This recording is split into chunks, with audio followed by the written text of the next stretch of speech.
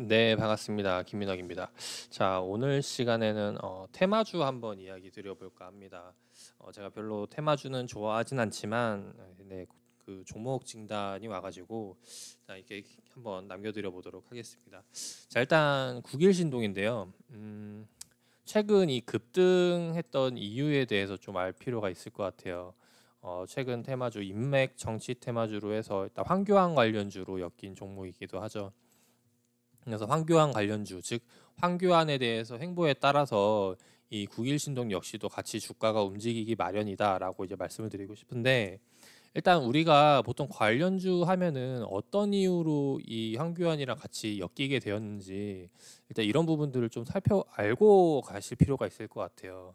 이제 보통 인맥주, 정치 테마주 같은 경우는 무슨 정책 수혜주라던가 아니면 이제 관련 지인들, 뭐 대학교 동문이라던가 같은 고향 출신이라던가 이제 이렇게 해서 엮어서 가는 경우가 많죠.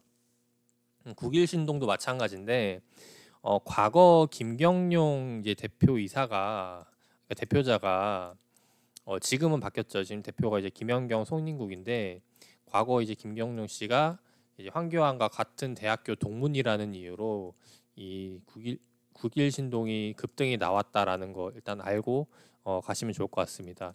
자, 그게 일단 첫 번째 이유고, 그리고 이게 주가가 급등했던 이유를 살펴보면은 우리가 테마주의 매력은 역시나 그런 기업에 대한 실적이라던가 이런 가치 상관없이 고점을 모르고 올라간다는 거 있죠. 그래서 과거 우리가 알고 있는 튤립 사태라던가 그 튤립 씨앗 종자가 집값이랑 맞먹을 정도까지 올라갈 만큼 이런 테마를 한번 타게 되면 크게 올라가기 마련인데, 일단 그거에 대한 기준이 되는 게 있어요. 뭐냐면은 역사적인 고점을 뚫는 자리라는 거죠. 무슨 말이냐?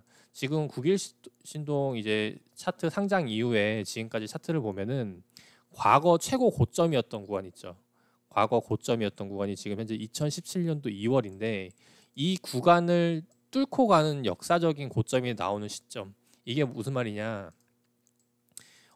추가적으로 걸릴 게 없다라는 거죠. 그래서 한번 이제 급등이 나오기 시작하면은 이제 고점, 과거 저항 구간이 없기 때문에 계속해서 날아가기 마련이다. 그래서 우리가 이런 고점, 역사적인 고점 뚫는 종목들, 테마주 중에서 많이 가는 게 굉장히 많죠. 200% 올라가는 거 있고 300% 올라가는 것도 있고, 이제 그러다 보니까 테마주들에 이제 많이 열광을 하게 되는데, 이 국일신동도 역시 마찬가지로 고점을 뚫고 나서 크게 슈팅이 나오기 시작을 한다라는 거죠. 이제 그런 관점에서 공략을 했던 종목인데, 근데 요번에 또 한 가지 아셔야 될 게 뭐냐면은, 이렇게 고점을 모르고 올라가는 종목들은 결국에는 나중에는 똑같은 이유로 모이면서 이제 지지와 저항이 만나게 된다라는 거죠. 무슨 말이냐? 보는 시점이 다 같아진다라는 거예요. 왜냐하면은 이 우리가 기본적으로 지지와 저항 개념에서 움직이는 지지와 저항선, 보통 이제 대부분 많이 쓴 게 이평선이죠.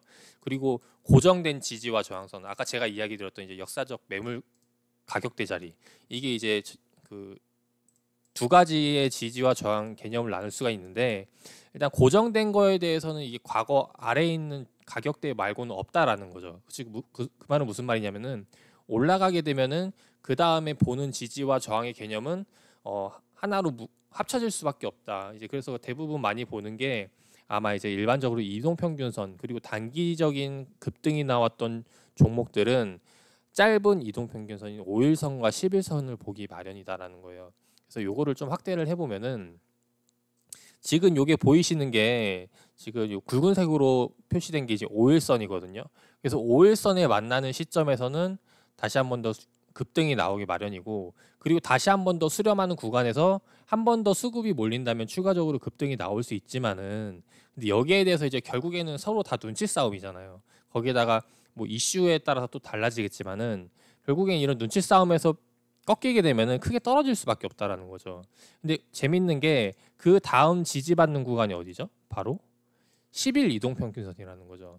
10일 이동평균선에서 이렇게 지지받다가 그 종가를 형성하는데, 종가가 좀 더 확대를 해보면 어디에 형성이 되냐면은 10일 이동평균선 아래서 형성이 된다는 거예요. 즉 그 말은 뭐냐면은, 우리가 장 마감 이후에 만약에 얘가 지금 종가가 형성이 되는데 종가가 이렇게 위에서 형성이 됐다. 이렇게 되면은 우리가 다음 날에 추가적으로 날아갈 거라는 생각을 긍정적으로 가지고 보는 투자자들이 많아지는데, 근데 이게 아니라 여기서 지금 보시다시피 10일 이동평균선 아래서 마감이 됐다라는 거는 추가적으로 더 하방에 대한 심리를 갖기 마련이라는 거죠. 이제 그러다 보니까 오늘 개파락 출발하면서 시작이 되는데, 지금 여기도 역시 마찬가지로 뭐냐면은 어떤 심리를 받고 있냐면은 과거, 그러니까 이전이죠. 단기 최단기 흐름에서 가장 많이 횡보를 했던 구간, 여기를 또 한 번의 심리가로 받고 이제 버티고 있다라는 거죠. 그래서 지금 이런 테마주들을 공략할 때는 이제 가장 기본적으로 되는 게 이런 심리가들을 알고 나서 이런 지지와 저항 개념에서 이제 공략을 하셔야 된다는 거. 무조건 수급이 몰린다고 해서 막 여기서 불타기에서 스캘핑해서 들어가는 게 아니라, 이런 종목들은 이런 기술적인 맥점 자리에서 공략해서 들어가야 되고, 추가적으로 그 인물에 대한 뭐 횡보라던가 이제 이런 것들을 정확히 알고 접근을 하셔야 된다라는 거죠. 그래서 이런 것들을 말씀을 드리고 싶고, 일단 저는 개인적으로 이런 이제 인물들의 성향에 대해서 좀 자세히 알아보지 않고 이런 테마주들은 별로 관심을 갖지 않는데, 그 이유는 뭐냐면은 다른 기업들은 한번 분석을 하면은 그게 평생을 가요. 그 기업이 다시 뭐 다른 사업을 하지 않는 이상, 신사업을 하지 않는 이상 이제 평생을 가기 마련인데, 이런 인맥주라던가 정치 테마주 같은 경우는 그 사람이 이렇게 한번 마음을 바꾸면 이게 이랬다 저랬다 할 수 있다라는 거죠. 대표적으로 우리 반기문이 예전에 이제 끝내고 와가지고 이제 우리나라에서 뭐 대통령 출마한다 안 한다 막 이런 얘기들 많았잖아요. 근데 입장을 발표했죠. 대통령 출마 안 한다고. 이제 그러다 보니까 그 관련주들이 전부 다 개파락 시작하면서 다 빠지면서 출발한다는 거. 재료 소멸이 되면서 완전 끝나버린다라는 거죠. 그래서 이런 것들을 제가 말씀드리고 싶은 건 뭐냐면은 내 소중한 자금이잖아요. 자금들을 누군가의 그 의사 한마디에 너무 휘둘리면 안 되지 않을까 하는 마음에서 이제 말씀을 드렸고, 일단 국일신동 같은 경우는 요번에도 지지받는 구간인데 여기서 다시 한번 돌려주거나 아니면 그 다음 지지 가격이 어디가 되겠죠? 당연히 이 다음 이제 그 박스권 하단 구간이 되겠죠. 이제 여기에 대해서 이제 봐야 된다라는 거 이제 말씀드렸고, 일단 개인적으로는 지금 현재 최근 시장 수급이 이 트렌드가 테마주 쪽으로 수급이 몰리는 경우가 있고, 또 반대로 시장을 따라가는 수급이 몰리는 시점이 있다라는 거. 근데 지금은 테마주들로 몰리기보다는 보시다시피 지금 시장 쪽으로, 시장이 가는 업황에 대해서 이 수급이 들어가는 트렌드이기 때문에 아무래도 테마주들 이제 단기 뭐 중소형 기업들 이런 쪽으로 수급이 몰리는 건 약할 수밖에 없다라는 거 말씀을 드리고 싶습니다. 오늘 같은 경우도 장 초반에는 20% 이상 올라가는 종목이 몇 종목 없었는데 지금도 마찬가지고, 그래서 이런 관점으로 해서 지금 이 종목은 살펴봐야 되지 않을까 생각이 돼요. 일단 뭐 그렇다고 해서 지금 뭐 이제 끝났다 이건 아니고, 결국에 이런 인맥주나 정시 테마주는 계속 대선이 오기까지 이전까지 계속해서 이 사이클이 돌기 때문에 여기서 또 한 번의 상승 하락이 나올 수 있어요. 다시 상승 나오고 조정 나오고 할 수 있는데, 저는 이런 것들은 사실 좀 그 시장 투자자들의 분위기에 따라서 많이 달라지기 때문에 약간 좀 비추하는 경향이 있습니다. 그 결정적인 이유는 뭐냐면은 내가 50% 이렇게 반반 확률로 승률이 나온다고 해도 결국엔 질 수밖에 없다라는 거죠. 무슨 말이냐? 만약에 내가 여기서 마이너스 투자를 해서 마이너스 50%가 났다고 할게요. 반토막이 났다고 할게요. 그 다음에 50% 수익을 냅니다. 그러면 본전이 되나요? 아니죠.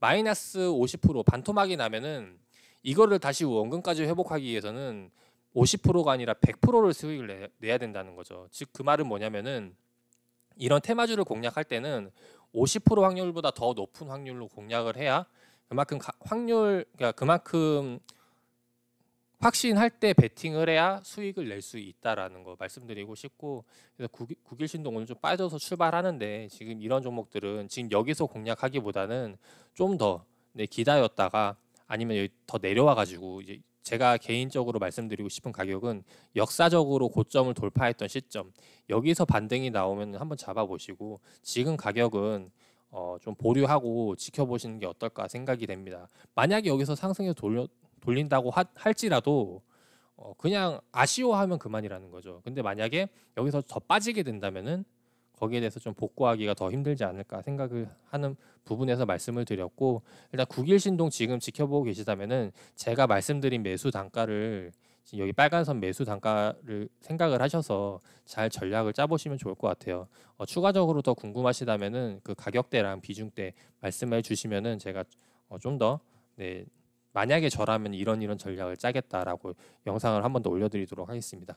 네, 투자를 9일 신동 이야기 드렸고 투자에 참고하셔가지고 좋은 결과 나오시기를 바라겠습니다.